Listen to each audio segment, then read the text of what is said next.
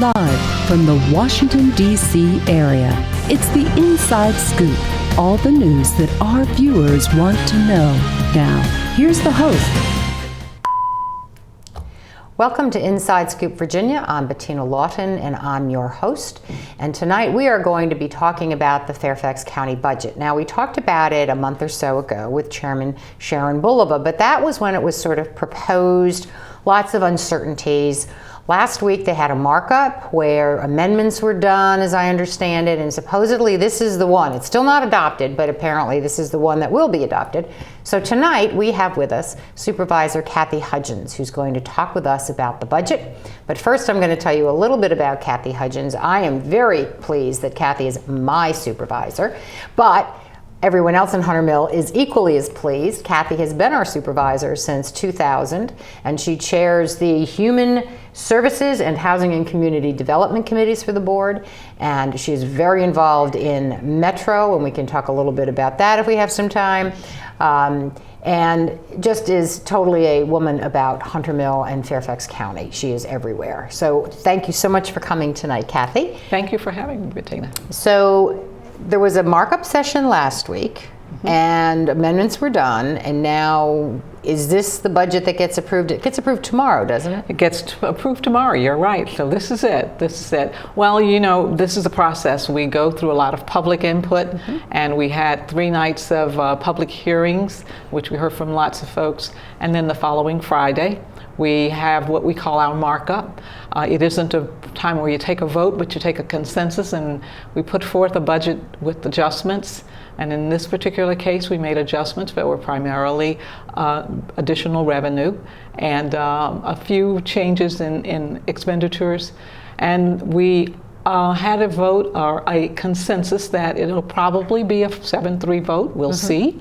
That's the conversation that was had on Friday. And that's on Tuesday, the 29th, that we will have that. Well, and interestingly, the 7-3 vote was not straight party line. Oh, no, it was not straight party line. And people would think that, yes, considering that's the division that you is. see along the parties. But no, and people all have their particular interest, and it's a difficult thing to do, but I think a budget is really the reflection of what you believe is going to be the work for making quality communities. These are the things we care about. We raised the tax rate a ½ cent more than it sits today. So instead of 1 8.5 cents, we would be proposing that in the approval to have a 109%. So now, how big is the Fairfax County budget? Let's sort of get that out there, because it's billions and billions of dollars. It's billions of dollars. We're about $3.7 billion that comes out of what we call general fund revenue. Okay. And then there are all federal dollars that flow in and state dollars and the like. But this is what the taxpayers are paying and other fees that are part of the general fund services that we receive. And the majority of that 3.7 then is from our real property taxes? The majority of it is from our real and personal property tax. Real property really is the majority. The next piece, a smaller piece, goes from personal property tax, and then only small fees and things of that nature, BPOL and those pieces come in, business personal occupation license. But we really don't have, we have a single source of primary revenue, and that's always the constraining part of the budget. We have to worry about what are the constraints on the property owner as to how it goes. I always remember 2 pieces I always tell people about taxes, and that is one side will see it as the price you pay for a civilized society, and then there's another quote that says the ability tax has the ability to burden or constrain. So I think that's what the balancing act is, that we can do as much as we possibly can in order to provide services that really enhances the quality of life. And also we have to watch what the tax rate does on the property so that we don't overburden the citizens, and that's the dilemma here. Well, are we pricing out everybody but the high income people in the county We're now up to, if this is approved, $1.09. It would be $1.09, yes. And it used to be in, I think, '08, it was like 86 cents or something. So it's a big increase over the last several years. In my time that I've followed this, we've gone up to $1.26 and all the way down. Okay. So that's really what we do. It's like a little lever that goes up and down, and it's based on your appraisal value and what the tax rate is. You get your bill and your appraisal has gone up. You say, oh, my bill is higher. Well, your rate stayed the same.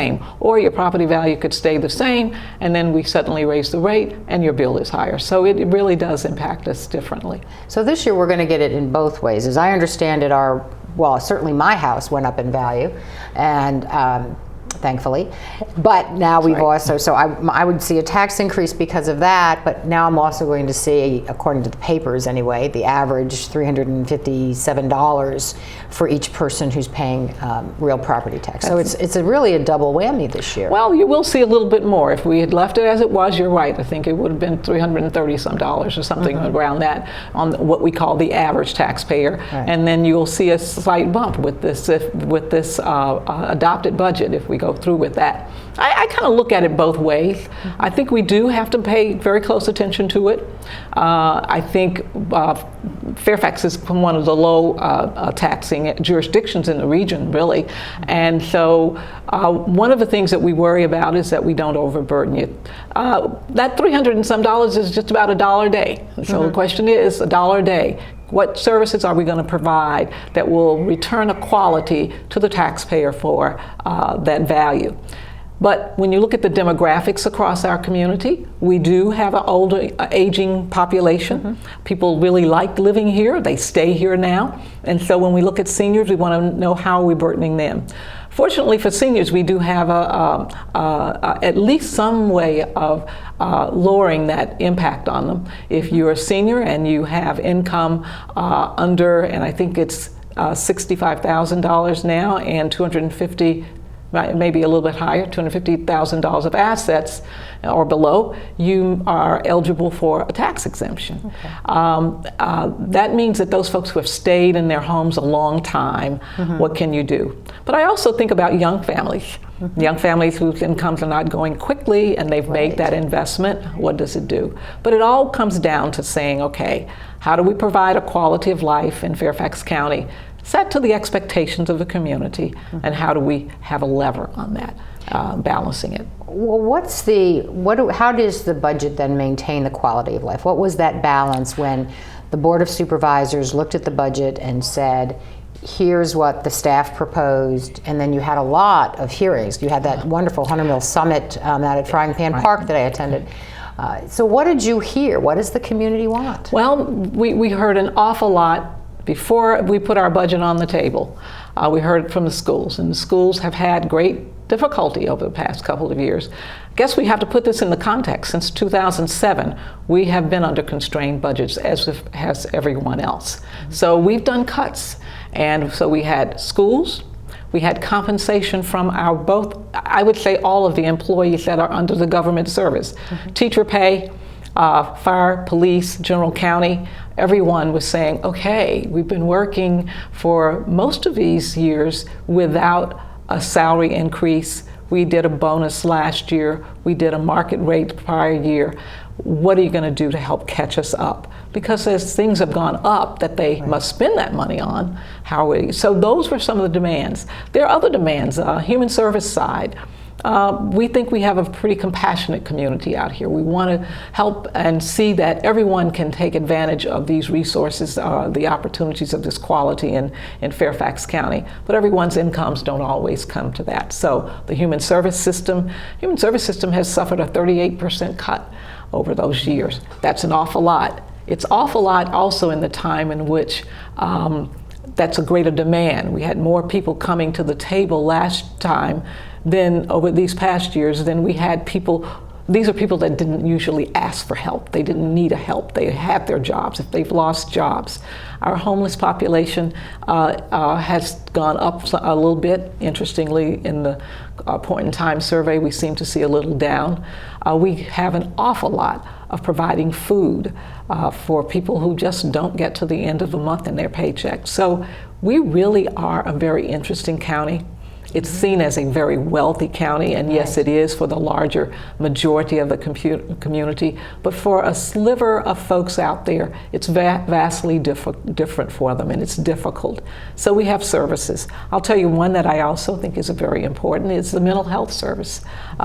Mental health is usually provided through the Community Services Board, but they've had a time struggling also with the demand and managing a system that they have. And one evening during the testimony, we heard a very compassionate presentation given by a parent in the Woodson High School pyramid. And very difficult hearing the concerns that are happening with our youth and with suicide. So mental health is a very important one, and we tried to put some funding back into that. Well, I was wondering about that because, of course, everybody at the state level has been talking about the mental health issues because of Senator Deeds and what happened with his son back in November.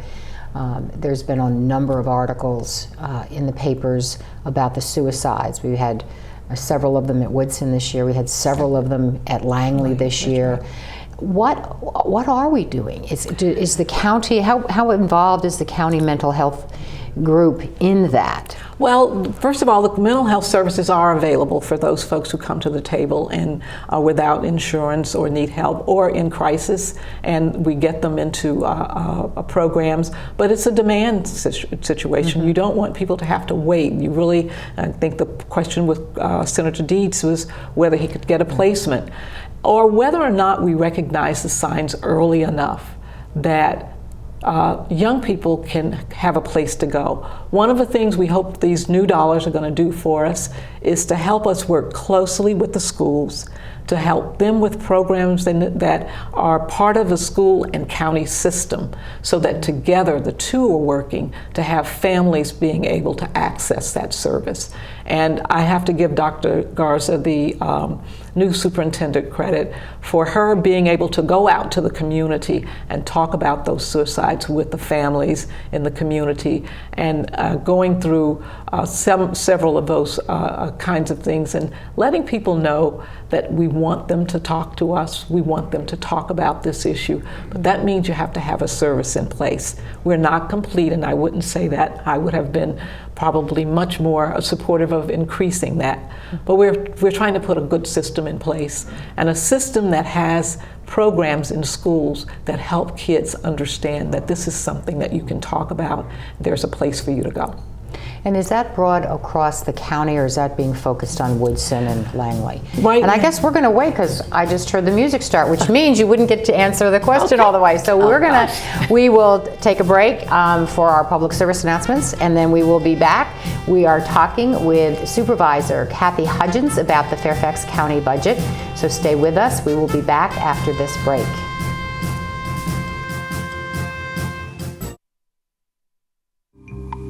Around the world, 1 out of every 3 women will be beaten or otherwise abused in their lifetime, often by a family member or loved one. A future free from violence. It's all she's ever wished for.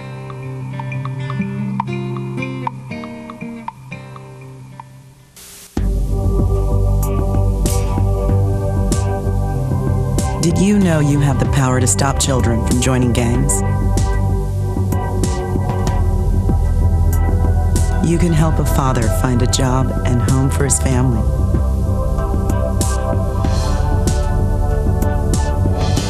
You can assist a woman who can't afford the medicine she needs to live and the home she can't live without. You can choose to make a difference in our community.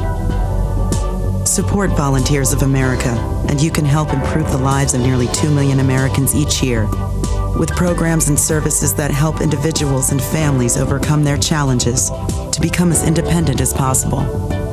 Support the programs that are working in our community. Contact Volunteers of America today. Call 1-800-899-0089. For some folks, saving for the future is easy, but for you, it might take a little more effort. Saving for your future is your responsibility. And there's a lot to save for. I never thought of that. Like your child's education, perhaps uncovered medical expenses, or just to be sure you can live the way you want when you retire. The time is now to save for tomorrow. Save now or work forever. The choice is yours. Choose to save. We're back to the Inside Scoop. Here again, your host. Welcome back. This is Inside Scoop Virginia. I'm Bettina Lawton, your host. And tonight we are talking about the Fairfax County budget with Supervisor Cathy Hudgins. She is the supervisor for the Hunter Mill District. And when we left, we were talking about the mental health services available in the county and the situation with the suicides in the high school. So let's pick up there again. When we left, I had asked about is the notion to get services and get this coordination between the county and the school system focused on Woodson and Langley, since those were the two schools where the suicides were this year, or is this going to be a systemic type of solution where we're going to try and make sure we don't end up next year having a conversation that says, oh, this year it's this high school or that high school? I think that's a very good question, and I think the goal is really to have a service available. It's sort of like the interesting thing about mental health is that we don't think about it in the same as the way we think about physical health. Mm-hmm. So when someone has a problem with a physical problem, we say the word cancer quite comfortably nowadays, but we don't say mental health quite comfortably. So we want the services to be available really throughout the system. So how we put this together is going to be interesting, but I hope that it means that we're going to be able to have first and foremost, school and county staffs working together, that when inside the school someone identifies a problem and they recognize this child is struggling or the family is struggling, that you contact and work with the county to make sure that the services are delivered there, or vice versa. We hear from the family that there are challenges going on. Is that child in school? If that child's in school, what do we need to be doing with the family to make sure the child has really a good solid foundation to work upon to solve the solutions that are for the solutions that are addressing them. So it really is just trying to have a broader prevention and intervention system in the county to take care of it. And the part of crisis. The crisis means you need to be able to be reached in a couple of hours with that person, and where do they go? Do we have enough placements for them? Can we reduce that time for them to wait to find a place before they can be addressed? Because that was something that I had heard, that if you call the county services for mental health, that there aren't enough people and you can't get seen. And somewhere I read or I heard or something, someone said they called and they were very concerned and they wanted help, and they had 6 weeks before they could get an appointment. And I thought to myself, if they really need help in 6 weeks, they could be dead. Somebody else could be dead, depending on what the issue is here. And it has to have a more immediacy. And it can't be, I know we've had Sheriff Stacey Kincaid on the show, and she talks about the jail being the provider of last resort. For mental health, people do crazy things or bad things or minor crimes, and they end up in the jail, and then they get treated. But that can't be the solution. We have to find a way. Right. That's not the system. And you're right, that is the challenge. And it comes right back to what we started on. It's about budgets. It's about the investment, and can we make the investments? And I happen to be one of those that believe that Fairfax County has to be a county. If you can't talk about being this best place in so many things and you don't do those really critical basic services. That's the quality I think the community is demanding. And it's very important that we have that in place. And we hope that over the next couple of years we can truly provide a system of care that is preventing where we see it. We can intervene when it's necessary. When it's a crisis, there's a place that they can go and to get the services immediately. Well, let's talk more broadly about education, because one of the budget priorities that was in one of the documents that the Board of Supervisors put out said our number one priority is a quality education for the children in Fairfax County.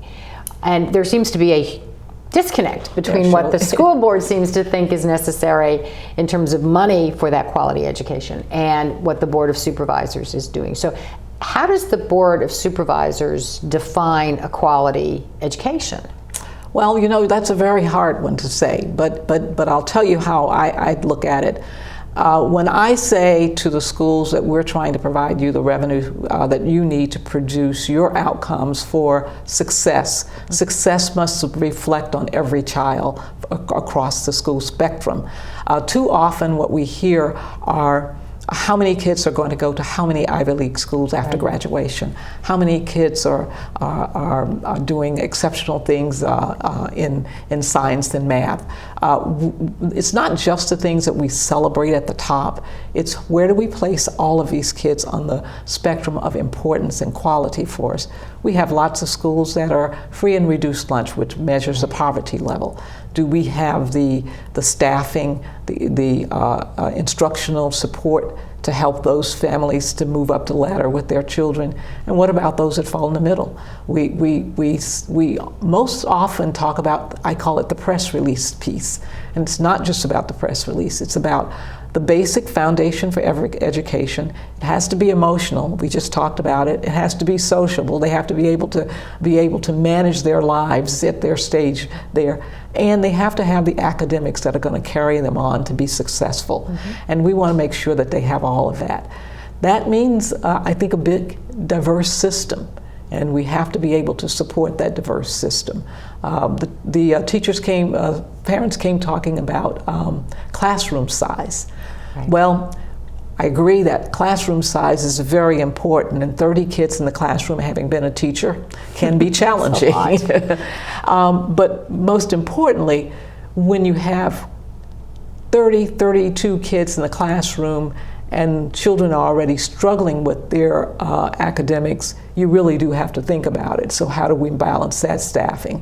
When you have a child that's very invigorated and really has lots of capacity to learn, you want to provide that capacity. So the school system really needs to look hard at what it is their primary focus is and how do they move up the ladder in the things that they do. I will tell you one positive thing that has happened over the past couple of years, and this year was also good, is that the school board and the county board have started to meet more frequently together. And that allows us to have these conversations at the table together and try and understand, as you asked the question, what the Board of Supervisors calls supporting education as our #1 priority and what the school board considers.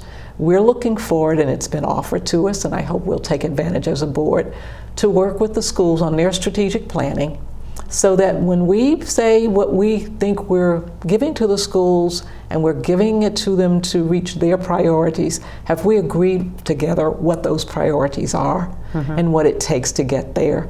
And rather not have the kinds of family feuds that we had during this budget system. Yeah, I was going to say this struck me as qualitatively different than prior years. There was a whole big assault on social medias. There was a lot of quote in the newspapers from certain of the people on the school board. It was very, very hostile.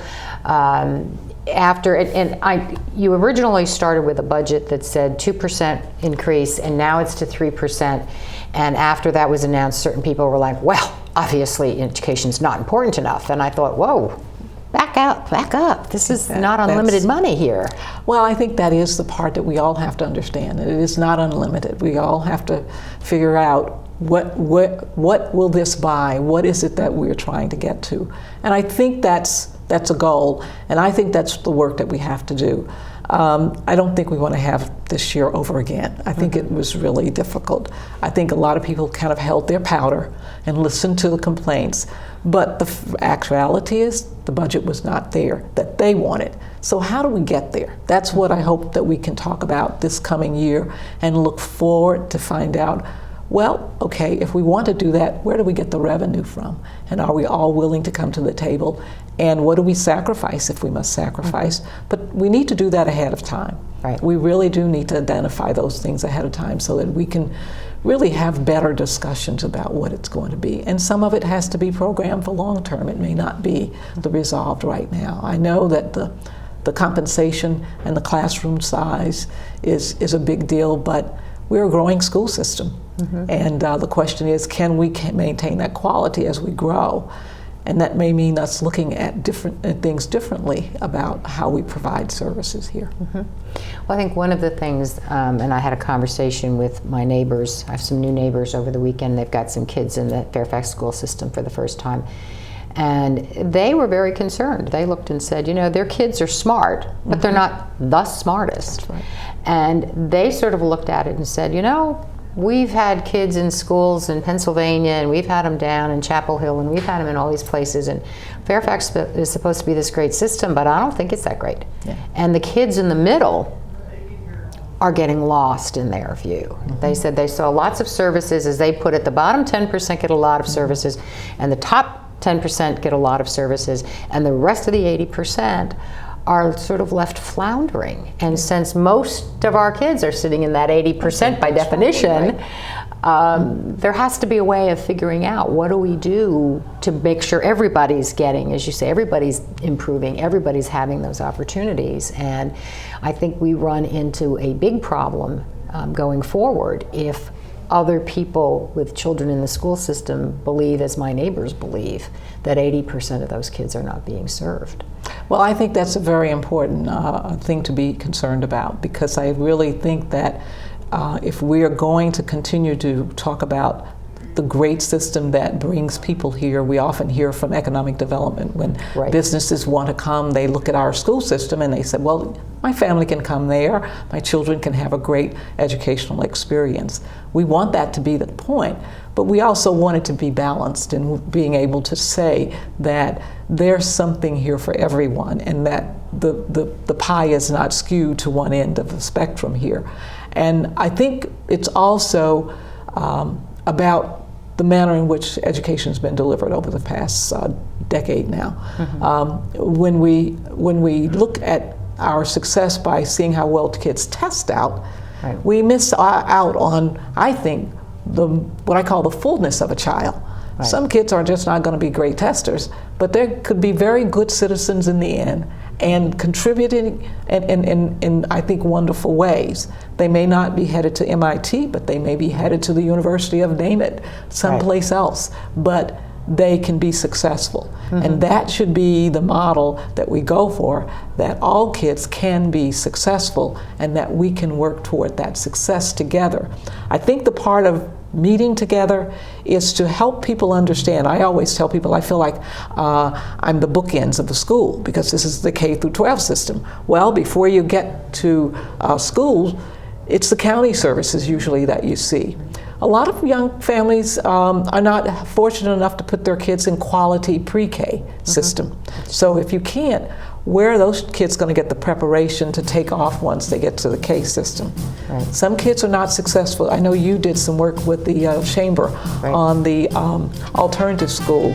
I think we were a bit foolish in that one. We lost that alternative school because of budget cuts. But those children do well after they get an appropriate setting for them. They do. Well, we are hearing the music. We will be back in a few minutes. Too many women get hit by their boyfriends and husbands. Too many women are pressured into having unprotected sex. Half of the people in the world living with AIDS are women. It doesn't have to be this way. Together, we can change this reality. Let's strive for a world free of violence.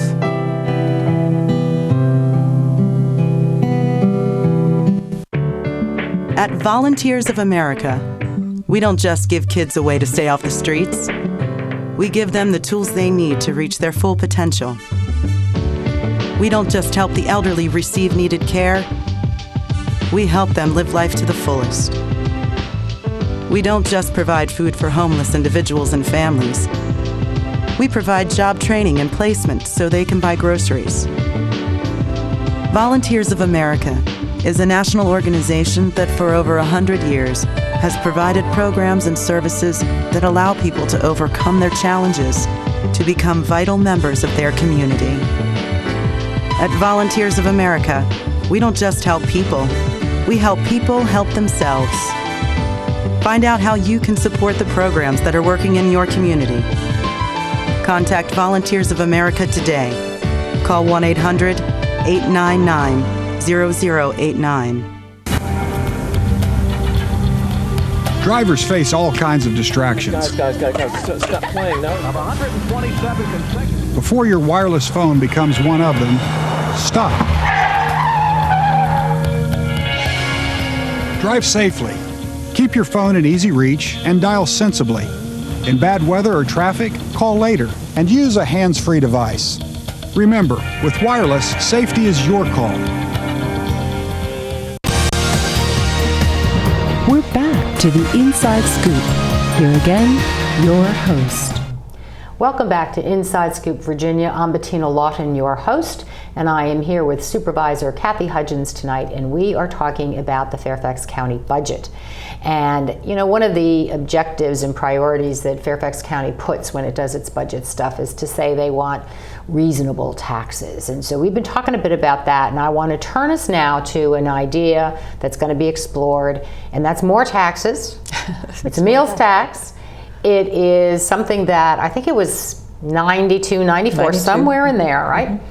It came up because, as I understand this, and I think I have this right, the board either has to recommend it or citizens have to sign up for it, and it has to be voted on. That's right. And the last time it was voted on, as I hear the story, is it went down in flames. Yes, it did. And so here we are now. We are 22 years on from the last time that happened. I have heard that the hospitality industry and the restaurant industry are not interested in a county-wide meal tax. But the board is going ahead with a task force, I think. Yes. So tell me what this is about. Well, one of the things we do when we adopt the budget is we look at things that we've been struggling within the budget and say, okay, after we adopt this budget, let's go forward and think about some of these things and what are the solutions. And one was the fact that we were strained in terms of how we would generate revenue for the things that we thought we needed. And if we wanted to give the school system more, or we wanted to do more in mental health, but we had other programs and services that are important, affordable housing, you can think a lot of them, could we raise the property tax more? And we've already had that conversation, and that's a little bit difficult. We always talked about diversity of revenue sources, being able to do like you do in your own environment, that where else can I pull to get money in order to balance out this budget? And the meals tax is, we've been enabled by the General Assembly to have a meals tax, but it requires that we go to referendum. And as you said, it either has to say that the board will ask for it to go to referendum through a vote of the board, or that we have a petition of a residents, and I think the voters rather, and I think it's something like 10% of the registered voters. So those are the only two ways, and it failed before. So this task force that the chairman has recommended and the board, I think, will adopt, is going to look at this and determine whether or not it's appropriate to do so, come back to the board by June 7th and say what we should or should not do. That's pretty fast, isn't it? It's a pretty fast time frame. The question is whether or not it should go to referendum this coming November, if that's the question, or next November, or if it should not go at all. Also, questions have come up is how would you use it? Right. The reason that the meals tax, I think, is a viable tax to have is two things. One, the meals tax is generally on foods that are in restaurants predominantly. Right. And most often we say people make that as a choice. Right. If you looked at your property tax bill and you said, if I had a choice, could I make it less? No, you can't. I can only do that. Mm-hmm. Therefore, you can control what you spend. But also, it means others pay for it. Right. People who come in from outside. That was a very interesting chart, and I think I call it the counties to the west outside of us are more like donor counties. They come into Fairfax to work, and they stay and they eat. The other thing that's unique about the meals tax and us not having it is all of the jurisdictions surrounding us to the north and east already have a meals tax. Oh, really? The cities of Falls Church, the town of Vienna, the town of Herndon, the city of Fairfax, Arlington County, the District of Columbia. But I think interestingly about how voters respond and how restaurant owners respond is the 92 referendum that failed. The year that it failed, we were all disappointed because we had thought about using it for human services and other services like that. The next year, the District of Columbia had it up for a consideration, and it was a convincing thing, and people went out and they increased theirs. They increased it. So I think it's how your message is and what it means to people. One of the things that's been talked about is how would we use it? Right. And one of the things that we need to know is the tax rate, if you pay 1 penny, is approximately $22 million in our budget. So for each of the pennies that we say, that $0.09 is $22 million for each penny. For the meals tax, we would be limited to 4 cents, so we would be capped at $88 million. Well, if you look at the budget, we were increasing the budget this time by $11 million additional dollars outside of what was programmed for revenue that generally come, with the exception of a few small fees. Right. But $88 million is a lot more. It's a lot of money. That's 4 pennies on the tax rate. And I have to share this because it was funny in the discussion of the markup. One of my colleagues that isn't very favorable about taxes commented that we really needed to be careful about raising the property tax. And he said, well, you know, I even looked at Arlington. They lowered their tax rate. And that was all that was said. And I said, well, did you also notice they have a meals tax? Oh. And he didn't like the meals tax either. But right. You can't have it just everything that you want. So you have to find out what the balances are. Mm-hmm. And it is an opportunity to generate additional revenue. And there may be ways that we can all come together and say, well, some portion of that will be dedicated to something that the public can kind of look and say, oh, well, that we know that's how it's used. I do believe that the fact that we've said to the General Assembly over and over, we need a diversification of revenue sources, we can leave some of it on the table to solve those problems that come at budget seasons where you don't get a chance to do it any other way. It isn't to allow you to just simply take in dollars and spend, but it is the way to say to the questions we've just talked about. What do you do when you have a crisis in the community of services that you need to provide? And there's just no other way than to raise the property tax higher and higher. Mm-hmm. And yet the community wants that service. The community accepts that. So I think those are the questions of that task force, the questions the task force needs to address. I've always been a proponent. One of the things that I always do at the beginning when I work with my budget committee, we talk about where do we get our revenue from. We get it from sales, we get it from tax, the sales tax, tobacco tax. All of those are capped. And so that revenue is probably designated. Mm-hmm. And so you don't get a chance to do anything else. You're just relying upon the property tax.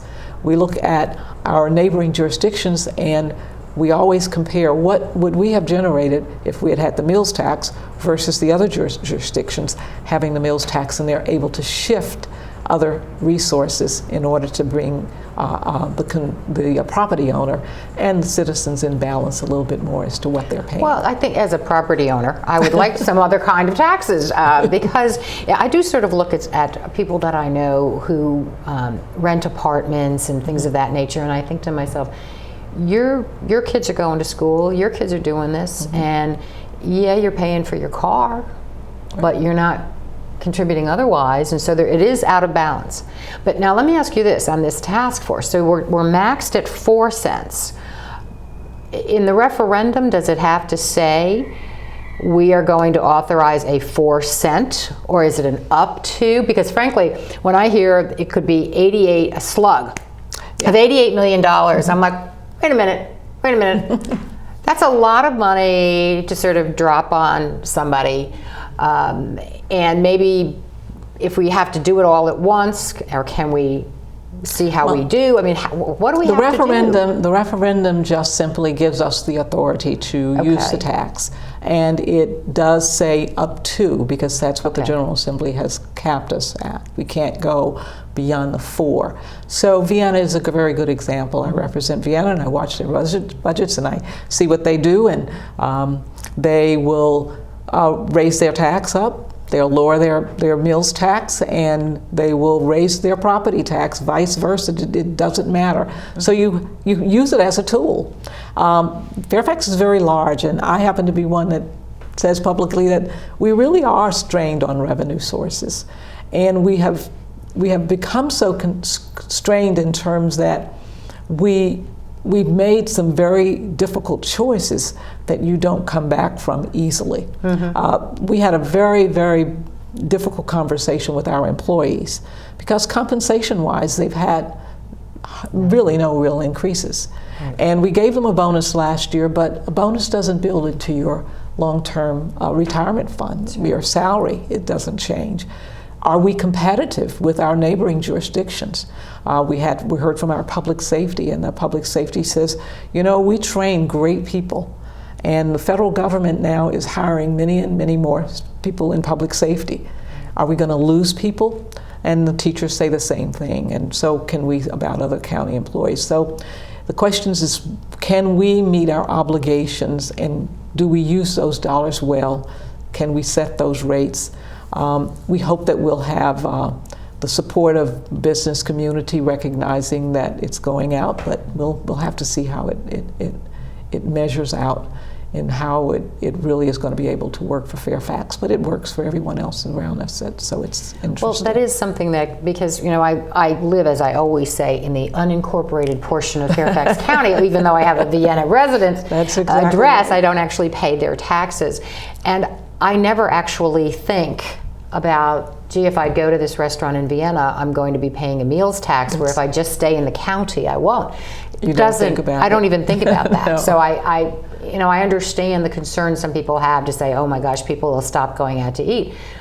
But it is a choice, as opposed to, as you say, the house is the house, the tax is the tax. Yeah. So the referendum is just then to give the authority. So what would be worked out afterwards is the amount and whether some of it is dedicated. Because I did hear one or two members of the school board saying there ought to be this dedication of the money for capital improvements, just capital improvements, and the county could have half of it, and they would keep half of it.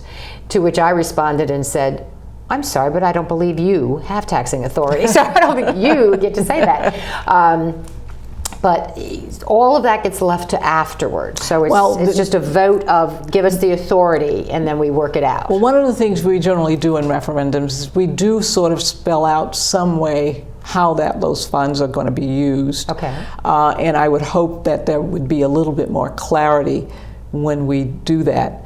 It doesn't have to be dedicated, but it could say some percentage of it or some portion of it will go to schools or go to some other services or to infrastructure or things of that. It's very difficult on the parts of the budget that don't remain static to start dedicating and then say, oops, okay, what do we do? So infrastructure becomes a big one that people look at because it's easy to move, and we do bond referendums like that all the time. Okay. Well, we are coming back to talk more budget. Stay with us.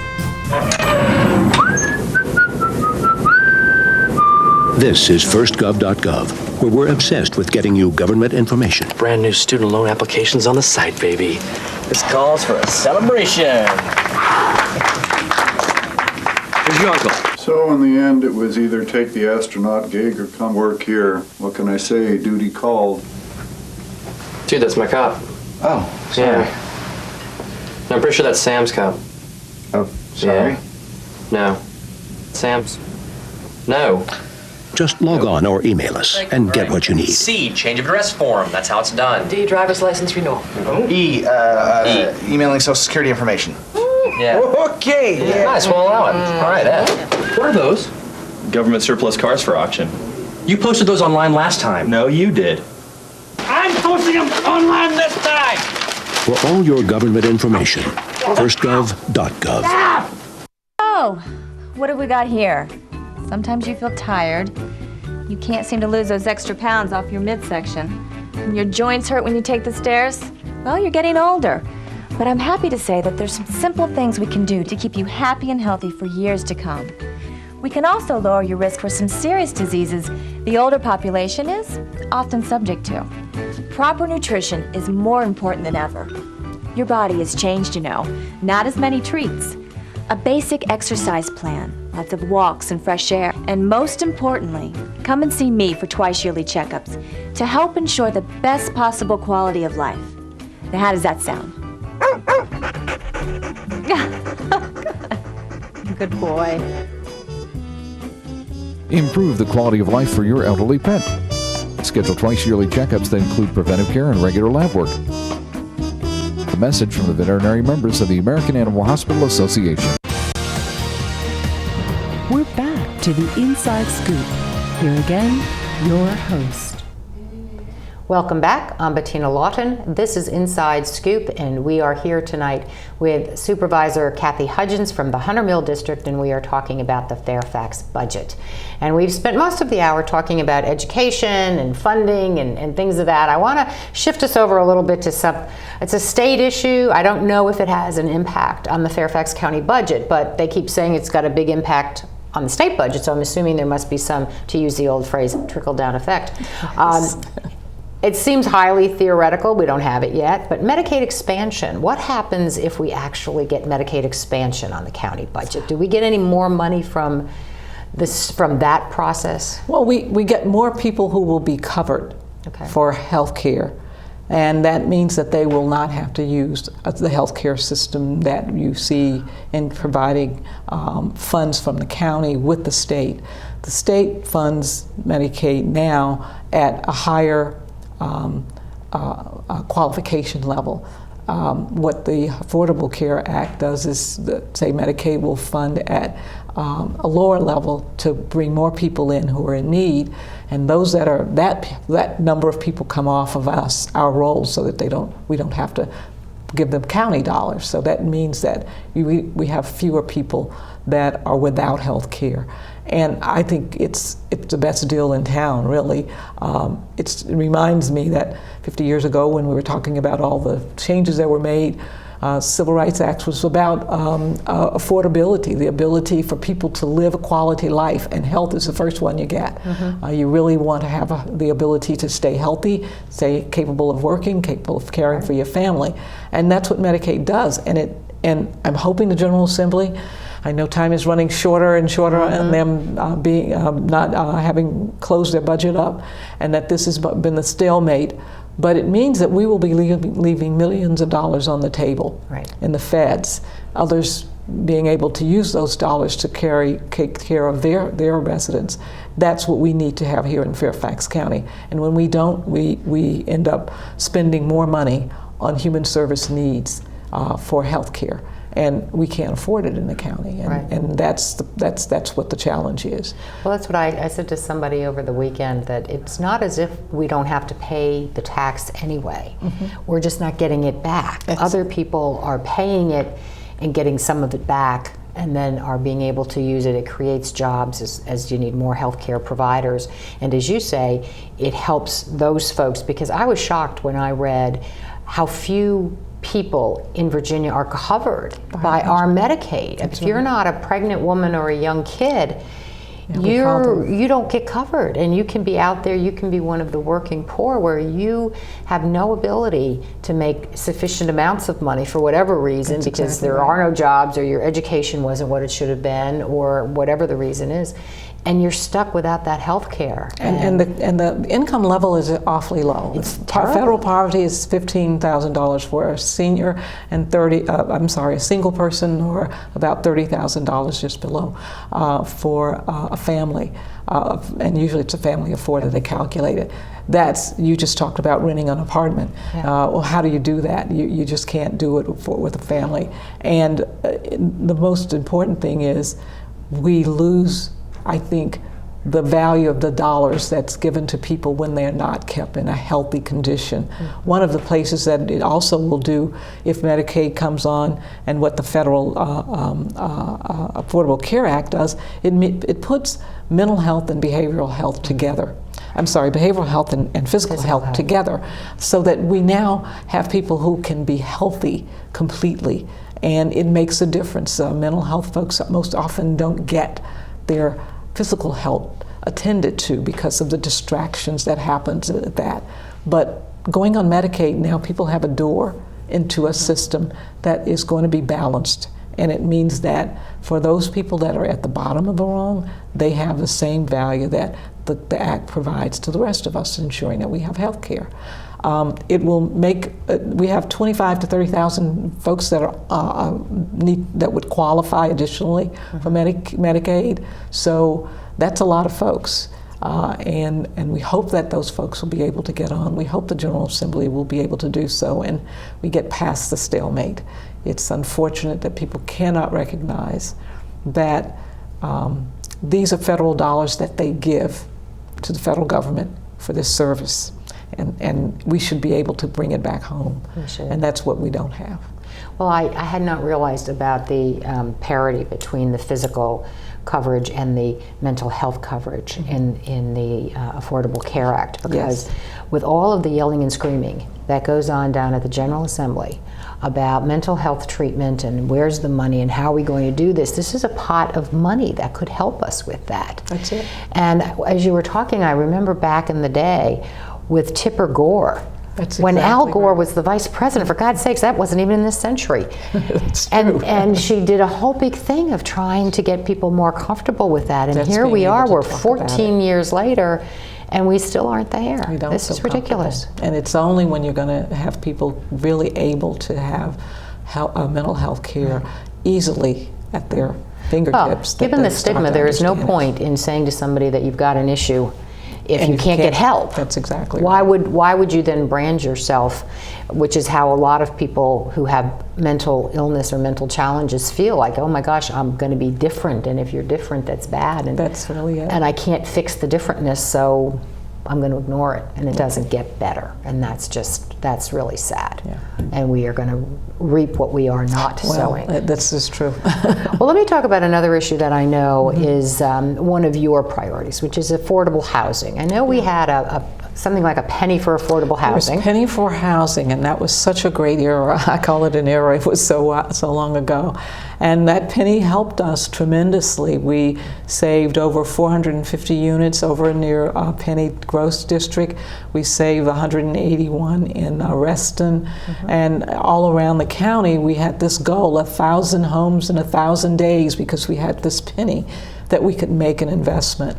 And that investment has returned well for us. It's unfortunate that we don't have that anymore. So it's completely gone? Because I know that it got cut back, but now it's gone. We got it back to a half a penny. The question is, do we fund it to the half penny? And we've never come back to a penny. Oh, okay. And the half penny is truly not being used in the manner that we thought that we would be able to get back to the investing as we would. It serves us in terms of helping the programs that are there for affordable housing.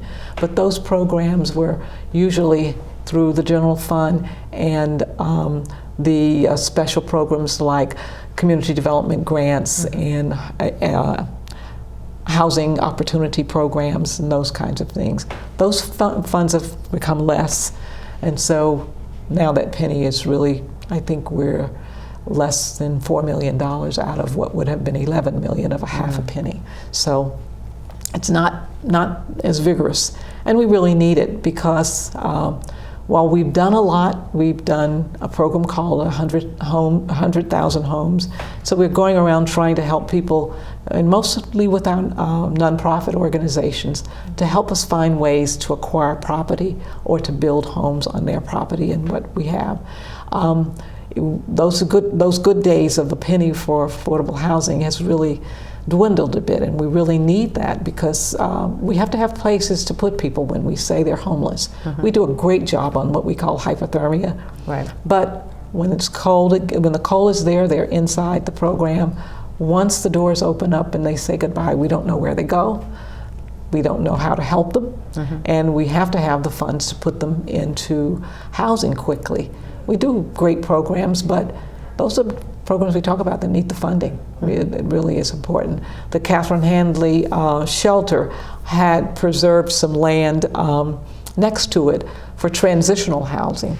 People go into shelters and they stay a while, we want to help move them to something permanent.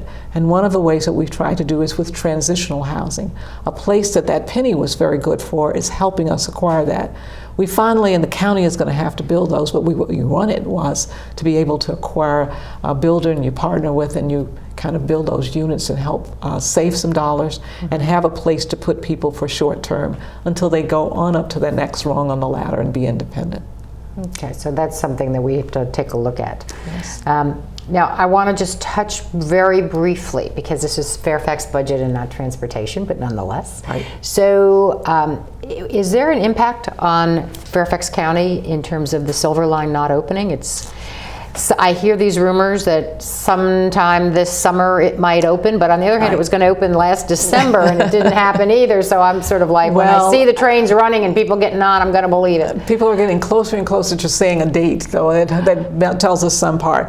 I think I'm hoping that summer is actually it, and I'm hoping it's early or no. Hopefully not too far into summer, that it does open. It's had some challenges. It was one of the largest infrastructure projects in the Department of Transportation federally in the entire country. So it's a big project.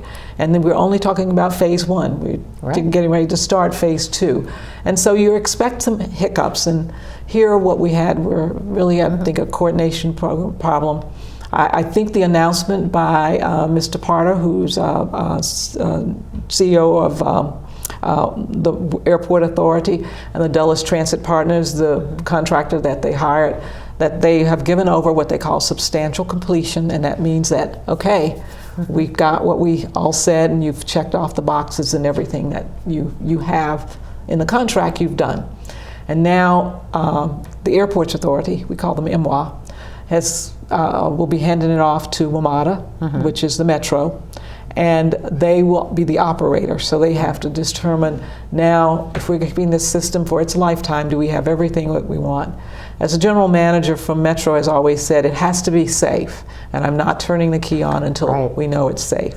They have a 90-day period in which they can review it, and they will and I should go back, actually they have a 15-day period to say thank you, yes, we'll keep it, and that's what I call it.